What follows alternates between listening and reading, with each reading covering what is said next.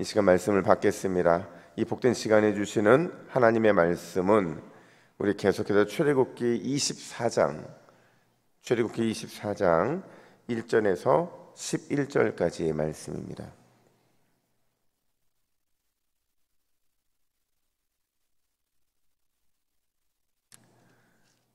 출애굽기 24장 1절로 11절, 아무도 빼앗을 수 없는 기쁨이라는 제목으로 오늘 말씀을 받습니다. 우리 1절부터 11절까지 함께 교독합니다. 또 모세에게 이르시되 너는 아론과 나답과 아비후와 이스라엘 장로 70명과 함께 여호와께로 올라와 멀리서 경배하고 너 모세만 여호와께 가까이 나아오고 그들은 가까이 나오지 말며 백성은 너와 함께 올라오지 말지니라. 모세가 와서 여호와의 모든 말씀과 그의 모든 율례를 백성에게 전하매 그들이 한 소리로 응답하여 이르되 여호와께서 말씀하신 모든 것을 우리가 준행하리이다.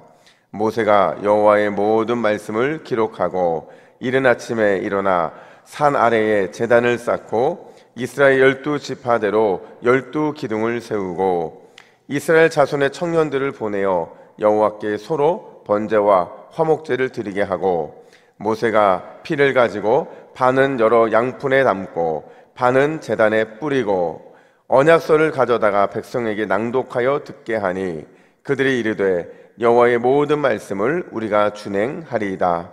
모세가 그 피를 가지고 백성에게 뿌리며 이르되 이는 여호와께서 이 모든 말씀에 대하여 너희와 세우신 언약의 피니라. 모세와 아론과 나답과 아비후와 이스라엘 장로 70인이 올라가서 이스라엘의 하나님을 보니 그의 발 아래에는 청옥을 편듯하고 하늘같이 청명하더라. 함께 읽습니다. 하나님이 이스라엘 자손들의 존귀한 자들에게 손을 대지 아니하셨고 그들은 하나님을 뵙고 먹고 마셨더라. 아멘.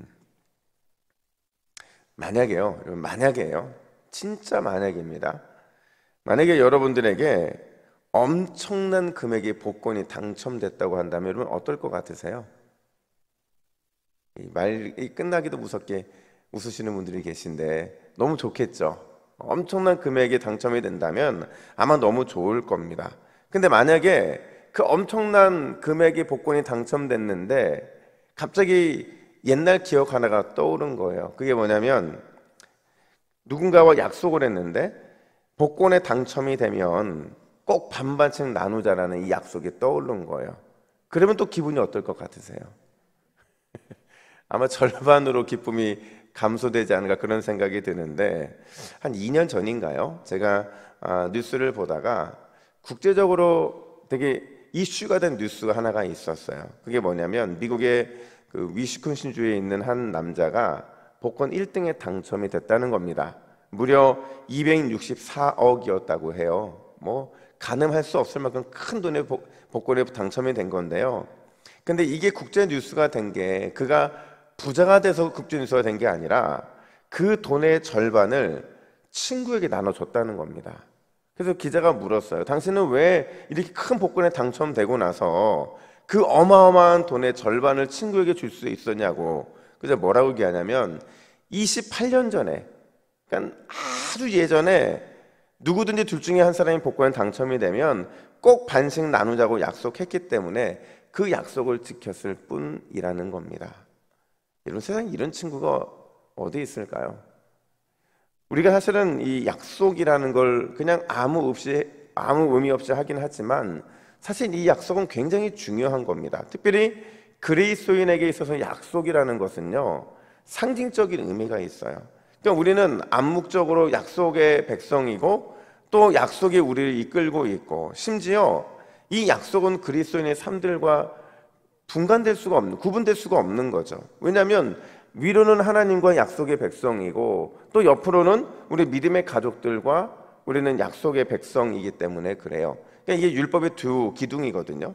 하나님 사랑 그리고 이웃 사랑, 이게 바로 이 그리스도인의 약속 안에 담겨져 있는 겁니다. 여러분, 오늘 본문은 실제로 하나님과 이스라엘 백성들이 언약을 체결하는 내용을 바탕으로 하고 있어요.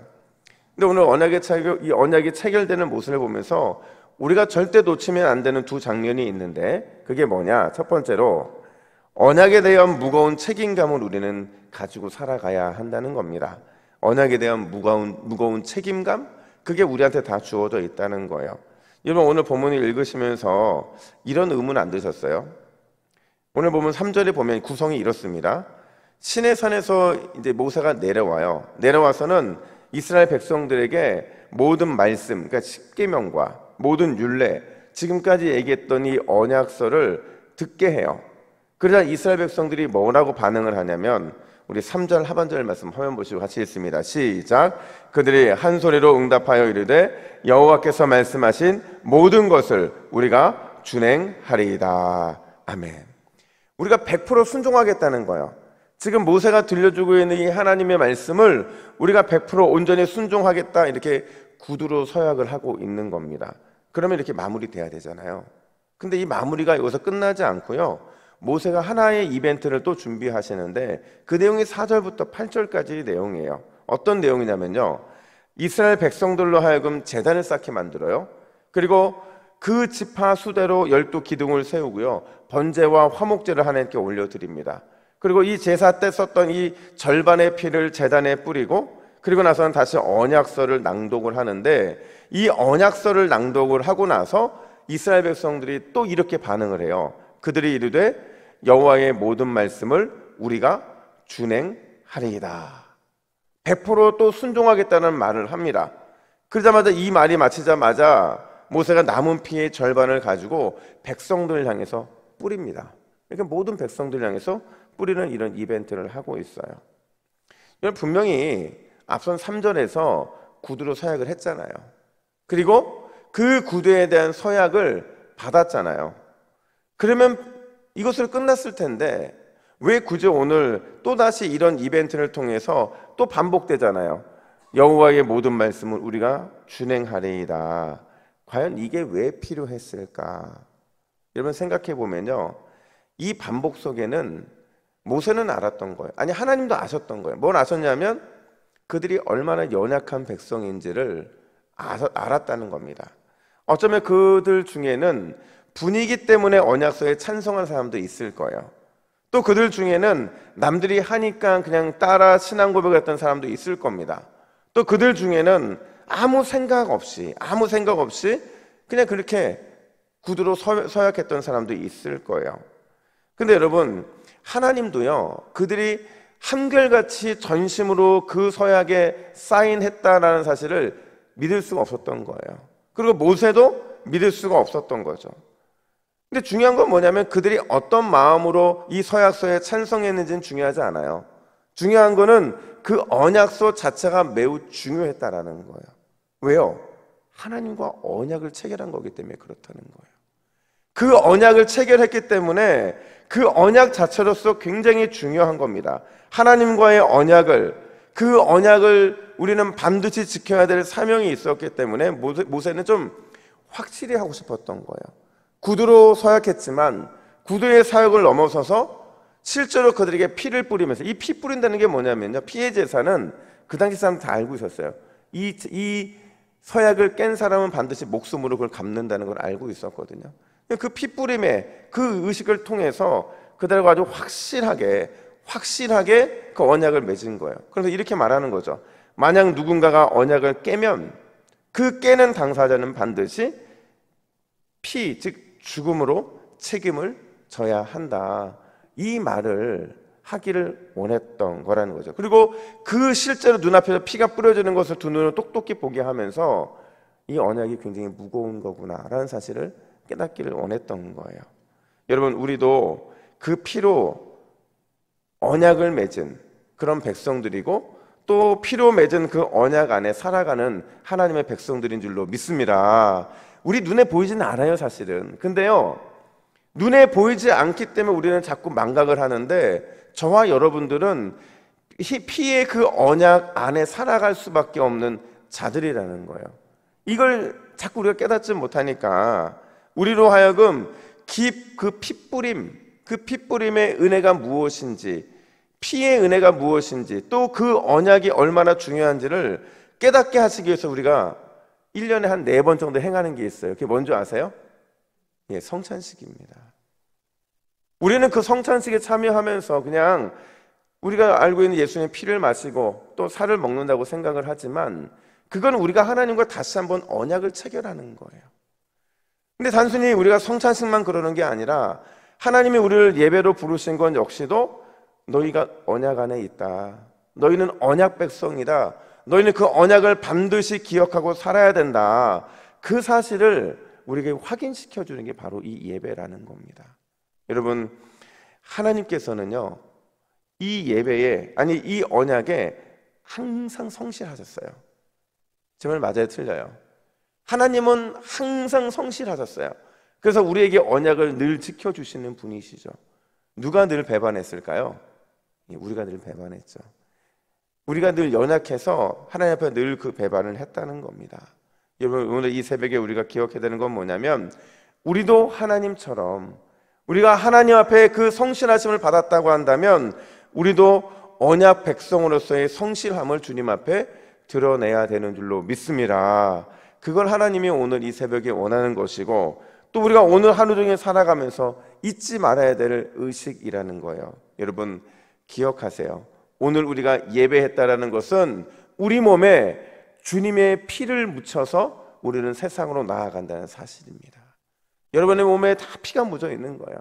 그 피를 믿고 그 피를 따라간다고 한다면, 그 우리는 눈에 보이는 서약서는 없어도 이미 하나님과 우리는 언약 안에 있고 언약 백성으로서 성실한 의무를 다해야 될 책임이 우리 안에 있는 겁니다. 오늘 이 새벽에 그 약속을 확인하시고 다시 한번 걸어다니는 언약 백성의 정체성을 회복하는 우리 모두가 되기를 간절히 축복합니다. 뿐만 아니라 두 번째로, 오늘 본문에서 또 중요한 장면은 이거예요. 언약 백성은 날마다 하나님을 만나는 기쁨을 누려야만 한다라는 거죠. 여러분, 오늘 본문을 보면 분명히 언약을 맺은 그 다음에 그냥 그렇게 살아가면 되는데, 놀라운 장면이 하나 발생을 하는데요. 당시 언약의 체결 이후에 모세와 아론과 나답과 아비후 그리고 이스라엘 70인 장로들이 시내산에 올라와서 연회에 참석하는 장면이 등장을 합니다. 그 장면이 어떤 거냐면 11절 하반절, 우리 화면 보시고 같이 읽습니다. 시작. 그들은 하나님을 뵙고 먹고 마셨더라. 아멘. 여러분, 성경에서 하나님을 뵙고 먹고 마셨더라라는 표현이 등장하는 거 본 적 있으세요? 없죠.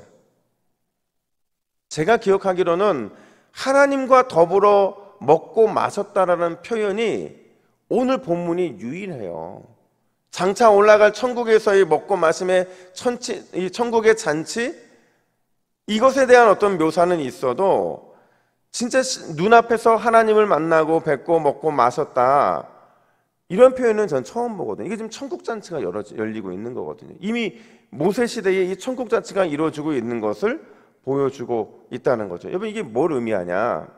하나님의 백성들은 이 언약의 갱신이 날마다 이루어지면서, 예배를 통해 이루어지고 성찬식을 통해 이루어지고 하나님과의 어떤 영적인 만남을 통해 언약의 갱신이 이루어지면 은혜 안에서 먹고 마시는 기쁨의 잔치가 이루어지게 되어 있다라는 겁니다.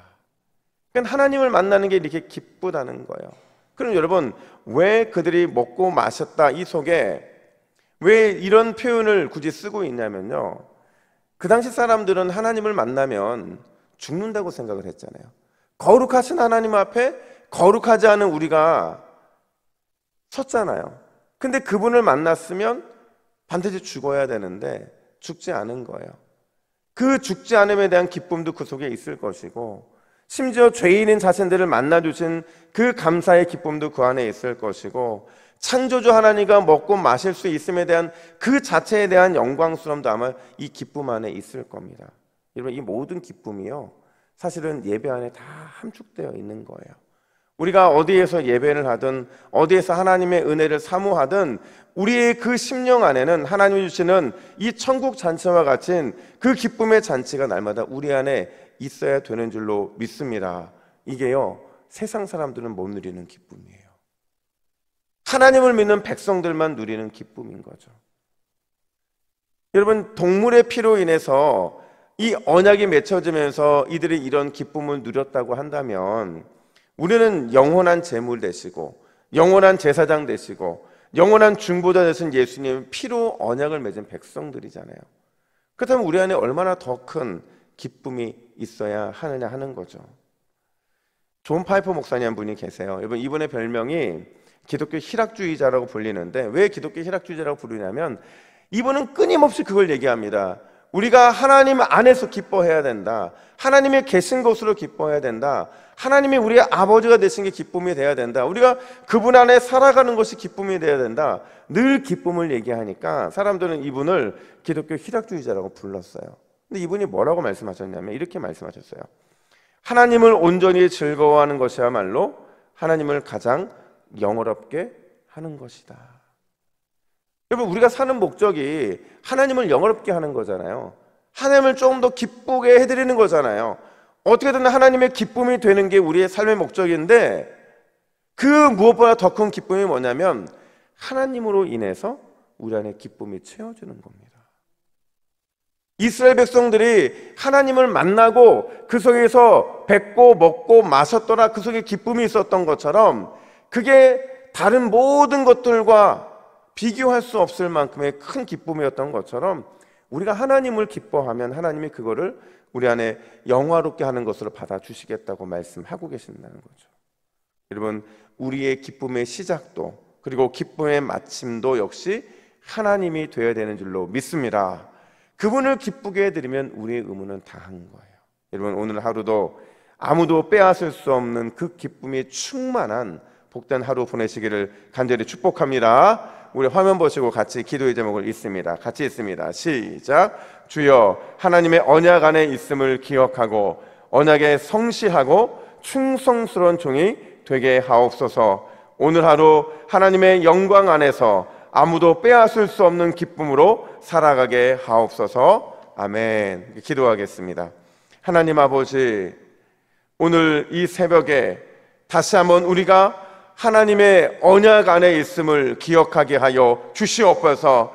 늘 언약에 성실했던 하나님을 기억하며 우리도 주님의 언약 안에 성실한 백성답게 살아갈 수 있도록 인도하여 주시고, 무엇보다도 아무도 빼앗을 수 없는 기쁨, 그 기쁨이 주님 안에 있는 것을 기억하고 우리도 영광스러운 주님 안에 머무르는 오늘 하루가 될 수 있도록 주님 도와주시옵소서. 오늘 우리의 기쁨의 시작은 하나님이시고 마침도 하나님이 되어야 되는 줄로 믿습니다. 날마다 또 매 시간마다 매 때마다 주님이 주신 기쁨으로 우리의 심령과 마음을 충만케 하여 주시옵소서. 감사드리며 예수님의 이름으로 기도하옵나이다. 아멘.